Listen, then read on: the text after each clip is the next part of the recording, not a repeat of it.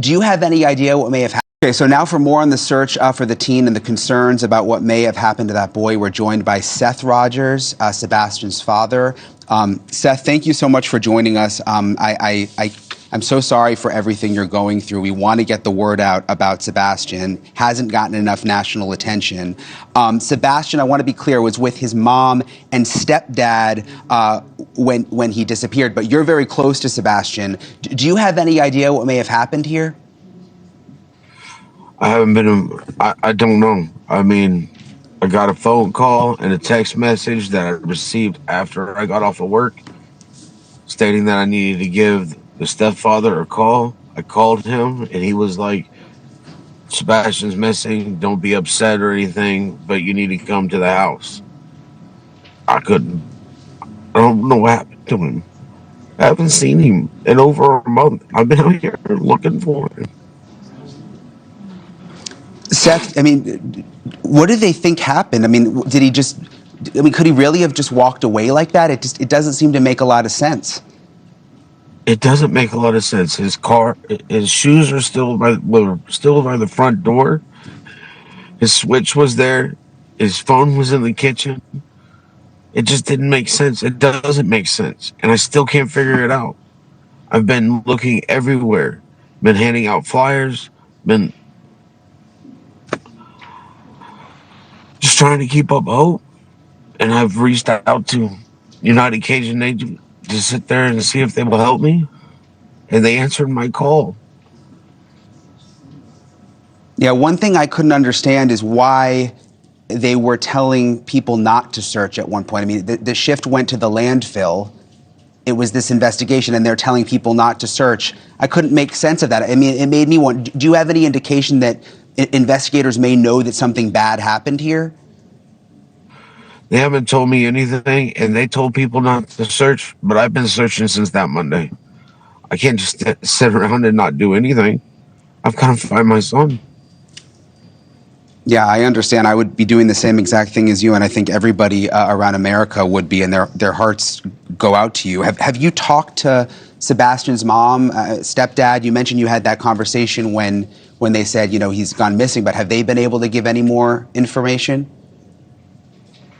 I haven't spoken to them for at least 2 weeks. They're not talking to me. There are reports that they have packed up an RV and left the house that Sebastian disappeared from. Any idea why they would do that? I have no idea. I have no information. They weren't talking to me, so I was out here trying to find my son. Do you feel that they were taking good care of him? I've got information from podcasts that they were showing that horrify me.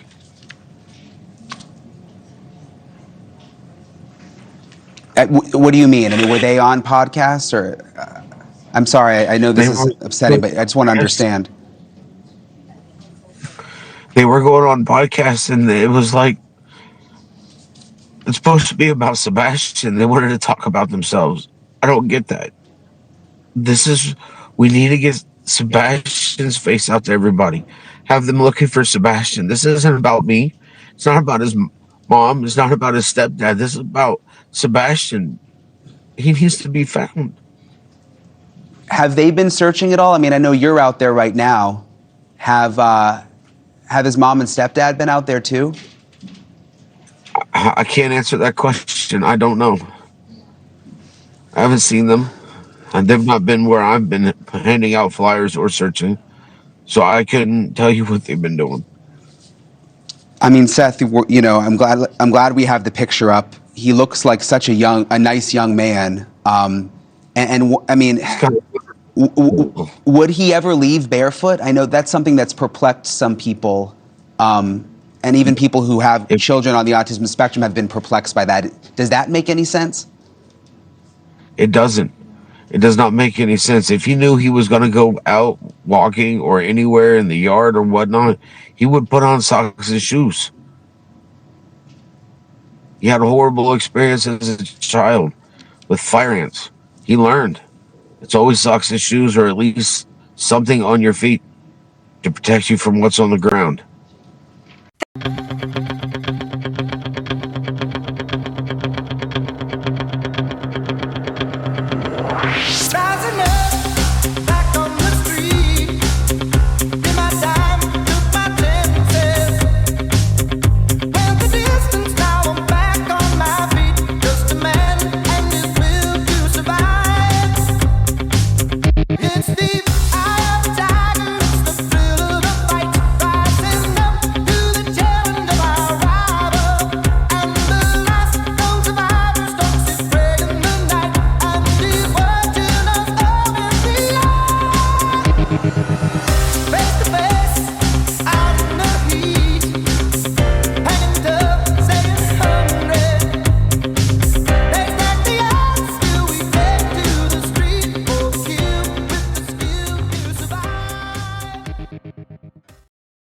Joining me now is Seth Rogers, Sebastian's father, and Heather Cohen, a private investigator who is now working with him on the case.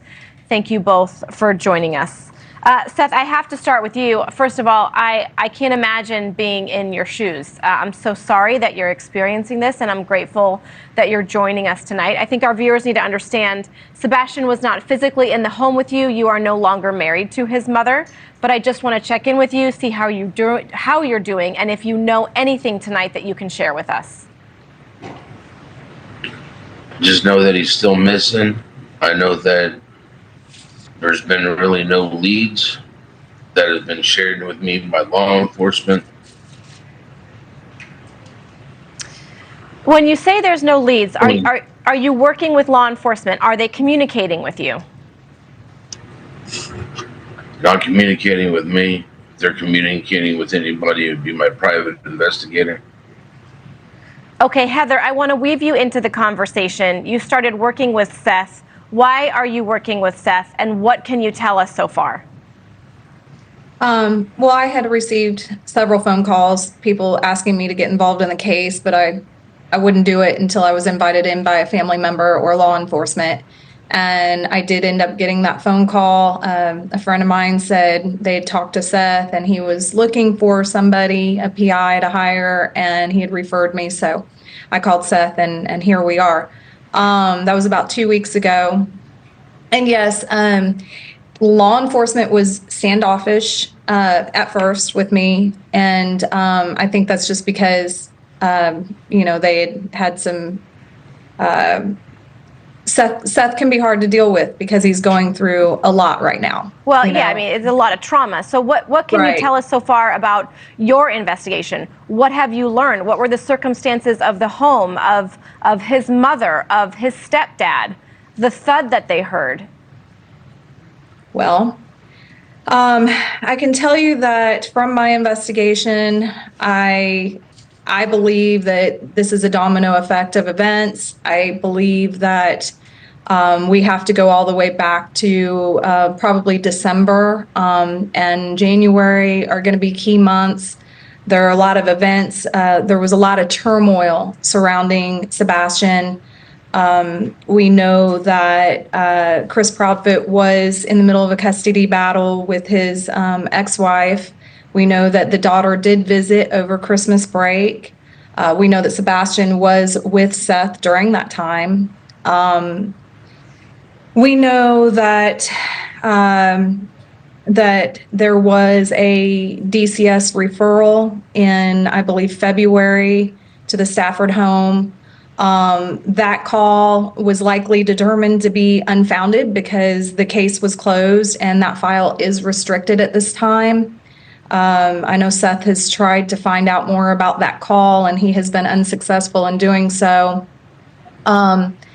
But I've also recently learned that there may have been some talk about Chris leaving Katie, and I feel that that probably had something to do with Sebastian.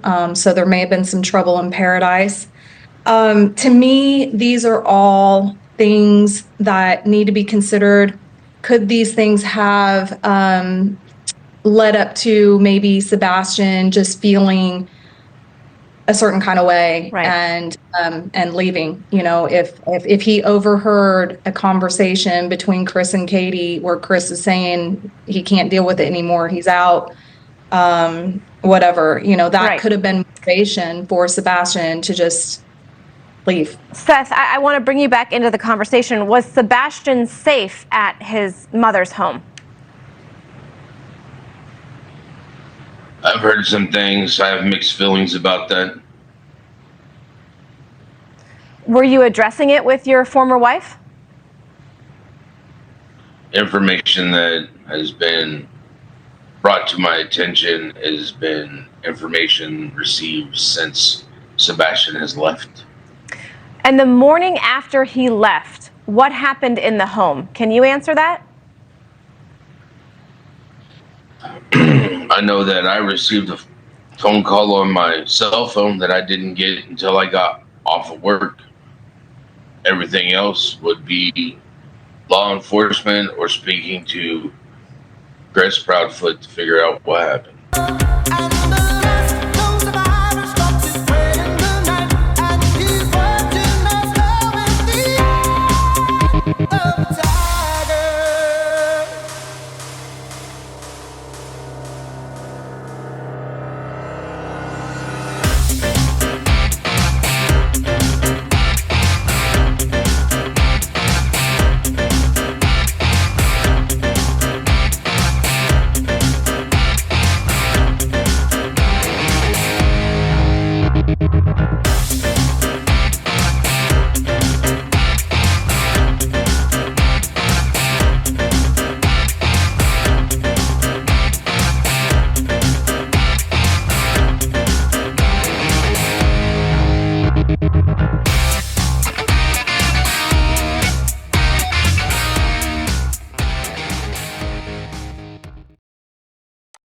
So today officially is marking 2 months since the 15-year-old went missing from his home in Hendersonville, Tennessee.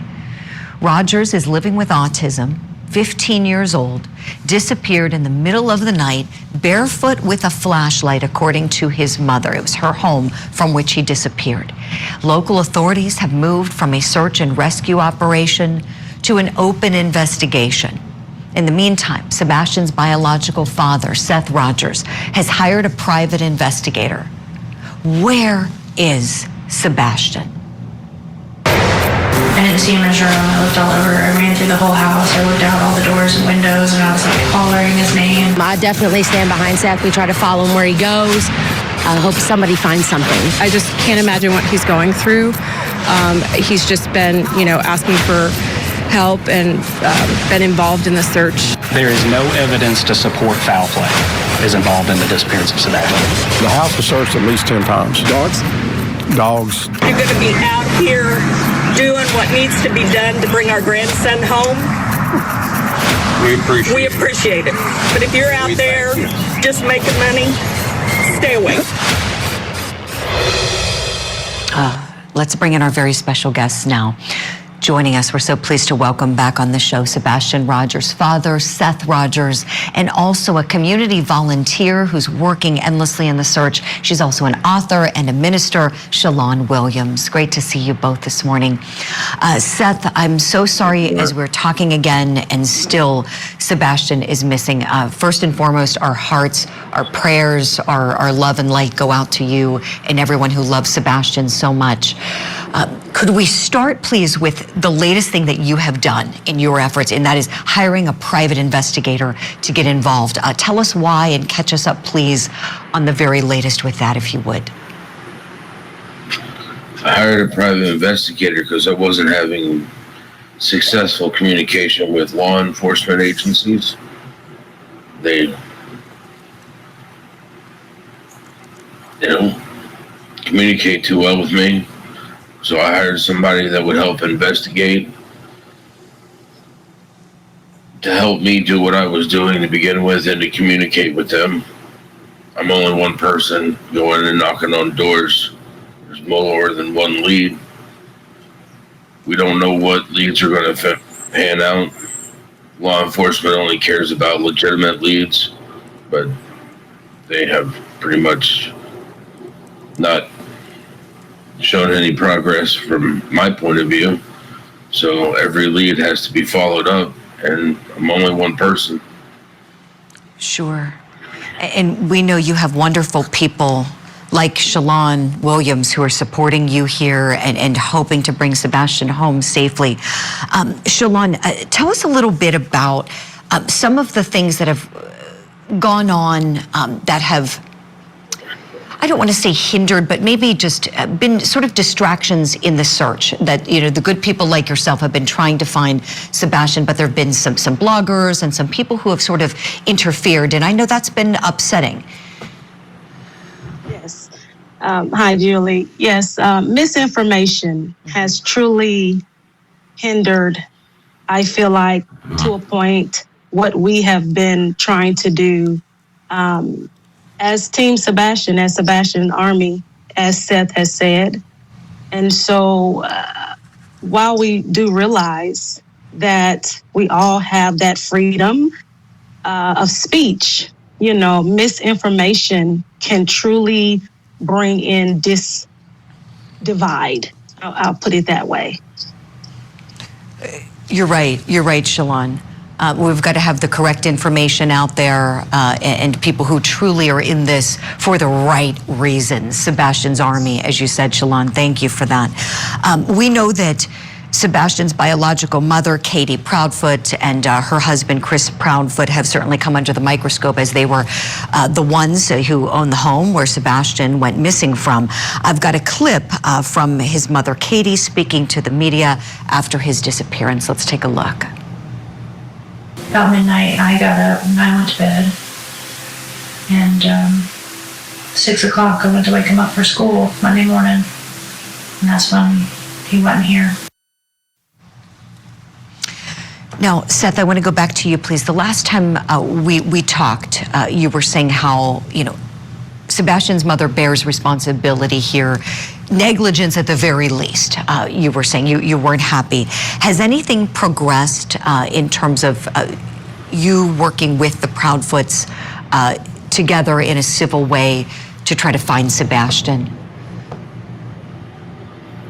I sent him emails Monday and Tuesday, trying to get a person in that would be a spokesperson that would speak for all three of us. So that way people wouldn't think people are slinging mud. I've sent them an email on the following day for a canine specialist. She's got great certified dogs all the way up to the federal level, DOD, FBI. And